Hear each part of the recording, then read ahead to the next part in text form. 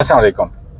आज मैं आपको एक स्टोरी सुनाता हूँ। स्टोरी है एसआरबीसी के हवाले से, जो कि एक खासी तकलीफदेह स्टोरी है। एसआरबीसी से मुराद है Shalimar recording and broadcast company.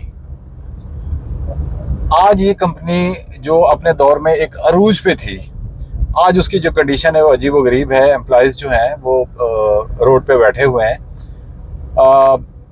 उनके साथ क्या होने जा रहा है ये मैं आपको डिटेल बाद में बताता हूँ, लेकिन पहले शालीमार रिगार्डिंग कंपनी के हवाले से थोड़ी सी मैं आपको डिटेल बता दूं ताकि आपको समझने में आसानी हो कि ये चक्कर क्या है। शालीमार रिगार्डिंग कंपनी 1972 में वजूद में आई। सबसे पहला काम जो इन्होंने किया वो ये किया कि रावलपिंडी इस्लामाबाद से लोगों को एम्प्लॉइज किया और ऑडियो और वीडियो कैसेट बनाना शुरू किया। पहला कुरान पाक मुकम्मल ऑडियो कैसेट जो है वो इस कंपनी को पास एजाज हासिल है इस खित्ते में। और इसी तरह बाद में VHS के ऊपर भी कुरान पाक आया और बाद में मुख्तलिफ PTV के ड्रामे, पुराने ड्रामे जो मकबूल तरीन ड्रामे थे वो नशर करना शुरू कर दिए। उसके बाद फिल्में नशर करना शुरू कर दी, तो लोग अंदरून मुल्क भी ये कैसेट ख़रीदते थे और बाहर भी लेके जाते थे।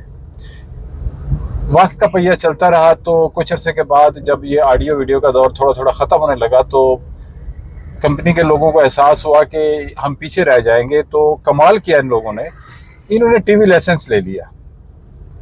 टीवी लाइसेंस लेके इन्होंने पोस्टर लगाने शुरू कर दिए। जो सबसे पहले 3 पोस्टर लगाए रावलपिंडी में यानी इस्लामाबाद में, उसके बाद कराची में और लाहौर में। PTV जो है वो हमारा ट्रस्टियल, हमारा नेशनल चैनल है। तो और दूसरा प्राइवेट सेक्टर में जो चैनल वजूद में आया, जिसको आप कह सकते हैं वो भी ट्रस्टियल था, वो यही शालीमार रिगार्डिंग कंपनी और ब्रॉडकास्टिंग का चैनल था। अच्छा, ये चैनल मुख्तलिफ अदवार से गुजरा, कभी NTM, कभी PTN और कभी STN और कभी चैनल 3 और बाद में 2005 में ये ATV बन गया। जब ATV बन गया तो ATV बनाया एक प्राइवेट सेक्टर में एक कंपनी ने। एक प्राइवेट पार्टी थी जिसने इस पे जोर लगा के इसको अरूज पे पहुंचा दिया। आपको पता प्राइवेट सेक्टर जो है वो बहुत मेहनत करता है। तो इससे पहले ये चैनल मुख्तलिफ चीज़ों में धक्के खा रहा था, लेकिन जब ये ATV बना तो इसकी ये कंडीशन हो गई कि एक वक्त ऐसा आया कि PTV जो है उसको इसने टक्कर दे दी और PTV के लोग जो है वो सर पकड़ के बैठ गए कि हम करें तो क्या करें। ज़हरी बात है, जब आपके पास बिजनेस आता है तो हुकूमत को टैक्स भी जाता है, उससे हुकूमत भी खुश थी और अरबों रुपए कमा के इस प्राइवेट इदारे ने जो ATV को चला रहा था वो शालीमार रिकॉर्डिंग कंपनी को दिए। जब ये सिचुएशन हुई तो जो रियासत होती है, अच्छा दो चीज़ें हैं। गवर्नमेंट है वो आती है 5 साल के लिए, 2 साल के लिए, 3 साल के लिए चली जाती है, लेकिन जो रियासत होती है वो कायम रहती है और अल्लाह ताला इस रियासत को हमेशा कायम रखे। लेकिन इस रियासत में बैठे हुए जो एम्प्लॉइज़ होते हैं, जो कसम उठा के या हल्फ लेके बैठते हैं कि हम इदारों के, हम लोगों के मुहाफ़िज़ होंगे, तो आज तक ऐसा हुआ नहीं। ये लोग चाहते तो इस इदारे को बचा सकते थे, ये लोग चाहते तो इस इदारे को और ज़्यादा कामयाब कर सकते थे, लेकिन ये लोग इसके पीछे पड़ गए। ATV इतना कामयाब क्यों है, इनको बैरोक्रेट्स को ये बात अच्छी नहीं लगी। वक्त आने पे मैं उन सब बैरोक्रेट्स के नाम भी बताऊंगा। इन लोगों ने क्या किया, इन्होंने कुछ एम्प्लॉइज़ को भी शामिल कर लिया, प्रोपेगेंडा शुरू कर दिया, साजिश शुरू कर दी और साजिश में कामयाब हो गए। 2018 तक ATV जो है वो प्राइवेट सेक्टर के पास था, उसको ख़त्म कर दिया गया। जब ख़त्म किया गया तो ज़ाहिर बात है जो प्राइवेट सेक्टर इसको चला रहा था उसके हज़ारों सैकड़ों जो एम्प्लॉइज़ थे जिनके ख़ानदान पलते थे वो ख़त्म हो गया, वो धक्के खाना शुरू हो गए। लेकिन SRBC के लोगों को ये तवक्को थी कि ये चैनल जो है हम किसी और प्राइवेट सेक्टर में देंगे और ये कामयाबी से चलेगा, ये करोड़ों रुपए कमाएगा। लेकिन गवर्नमेंट के लोगों के, रियासत के लोगों की मर्जी कुछ और थी, उन्होंने इस चैनल को चलने ही नहीं दिया। अगर ये चाहते तो प्राइवेट सेक्टर में दे सकते थे, लेकिन नहीं दिया गया। ये चाहते तो PTV इसको चला सकता था, क्योंकि सबसे ज़्यादा शालीमार रिकॉर्डिंग कंपनी में जो शेयर है वो PTV का है।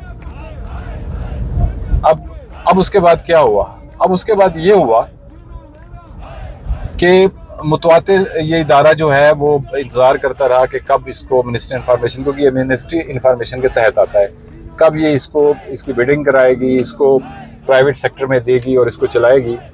लेकिन किसी ने इस तरफ ध्यान नहीं दिया और ज़ाहिर बात है एम्प्लॉइज़ इनकम रुक गई। जब इनकम रुक गई तो एम्प्लॉइज़ की सैलरियाँ जो है वो बढ़ना शुरू हो गई। अब कंडीशन ये है कि 30-32 महीने हो गए एम्प्लॉइज़ को सैलरीज नहीं मिली। ना सिर्फ सैलरी नहीं मिली बल्कि इसी दौरान जो 2017-18 से लेकर अब तक जो लोग रिटायर हो गए उनको पैसे भी नहीं मिले। और इस तकलीफ में बहुत सारे एम्प्लॉइज़ ने अपने बच्चों को स्कूलों से हटा दिया, घर चलाना मुश्किल हो गया। ज़ाहिर बात है जब आपको सैलरीज नहीं मिलती तो आपकी क्या कंडीशन होती है। किसी ने परवाह नहीं की। बहुत सारे कारकुन जो थे रिटायर हो गए थे, वो इस तकलीफ में इस जहान से चले गए। अब सूरत हाल ये है कि इसके जितने भी एम्प्लॉइज़ हैं वो बैठे हुए हैं रोड के ऊपर, वो बैठे हुए हैं बिल्डिंग के बाहर, क्योंकि गवर्नमेंट ने, रियासत ने फैसला किया ये बिल्डिंग किसी और को दी जाएगी। अब आप अंदाज़ा लगाएं कि बहुत सारे इदारे जो गवर्नमेंट के तहत चल रहे हैं और गवर्नमेंट उनको सब्सिडी दे के चला रही है, वो नुकसान में जा रहे हैं लेकिन उनको चला रही है। और जो एक चलता हुआ जो अरबों रुपए प्रॉफिट दे रहा था उसको बंद कर रही है। ये है हमारे रियासत के लोगों के इंटरेस्ट।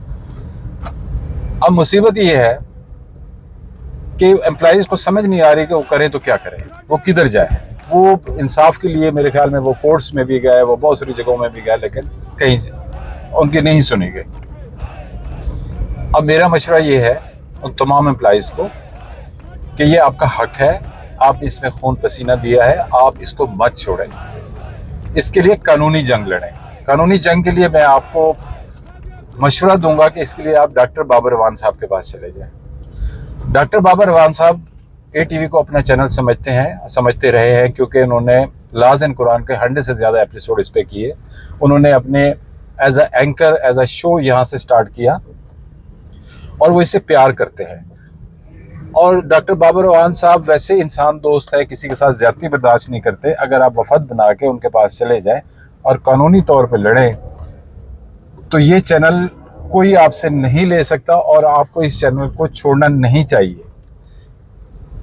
इसमें थोड़ी सी इन्वेस्टमेंट की ज़रूरत है और जो कि कोई भी बाहर की पार्टी या PTV करके इसको उसी तरह फिर खड़ा कर सकता है और उसी तरह कामयाबी से चला सकता है, उसी तरह करोड़ों रुपए कमा सकते हैं।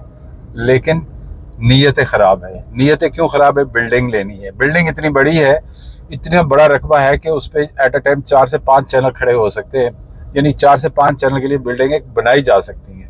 लेकिन वो चूँकि अब गवर्नमेंट की निगाह में आ गई है तो हर हालत में एम्प्लॉइज़ को कह रहे हैं कि आप फ़लाँ बिल्डिंग में चले जाएं और फ़लाँ रेडियो पाकिस्तान चले जाएं, फ़लाँ चले जाएं, फ़लाँ चले गए। तो वो लोग इनको कब तक बर्दाश्त करेंगे और क्यों बर्दाश्त करेंगे?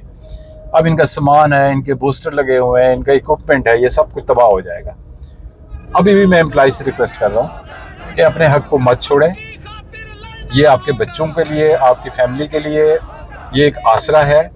रियासत में कुछ गलत फैसले होते रहते हैं लेकिन उस फैसले के लिए लड़ना होता है और लड़ने का बेहतरीन तरीका लीगल है।